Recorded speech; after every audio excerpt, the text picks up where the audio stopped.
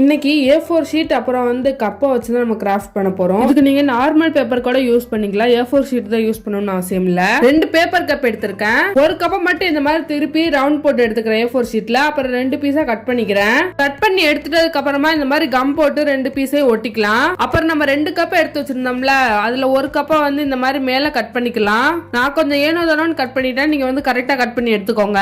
அப்புறம் இன்னொன்னு கப்ல வந்துட்டு இந்த மாதிரி கீழே ஓட்ட போட்டு எடுத்துக்கலாம். ரெக்டாங்கிள் ஷேப்ல வந்து நான் கட் பண்ணி எடுத்துக்கிட்டேன். அப்புறம் நான் ஒரு கார்ட்போர்ட் பீஸை வந்து இந்த மாதிரி கட் பண்ணி எடுத்துக்கிறேன். அந்த ரெக்டாங்கிள் ஷேப்ல கட் பண்ணி வச்சிருக்கோம்ல, அதுக்கு ஏத்தாப்புல நம்ம வந்து கட் பண்ணி எடுத்துக்கணும். அப்புறம் இந்த மாதிரி கார்ட்போர்டை வந்து உள்ள இன்சர்ட் பண்ணிக்கலாம். நம்ம மேல கட் பண்ணி வச்சிருக்கோம்ல அந்த கப்பை எடுத்து ரெக்டாங்கிள் ஷேப்ல வந்து கட் பண்ணி வச்சிருந்தோம்ல அந்த கப்புக்குள்ள வந்து விட்டுக்கலாம். விட்டதுக்கு அப்புறமா நம்ம ரவுண்ட் ஷேப்ல கட் பண்ணி வச்சிருக்கோம்ல அந்த பேப்பரை வந்து மேல எடுத்து வச்சு அப்புறம் இந்த சைடும் அந்த சைடும் டேப் ஒட்டிக்கலாம். ஃபர்ஸ்ட் பேப்பர் கப்ல ஒட்டிக்கணும். அப்புறம் வந்து அந்த ரவுண்ட் ஷேப் பண்ணி வச்சிருக்கோம்ல அந்த பேப்பர்ல வந்து ஒட்டிக்கணும். Dustbin ready.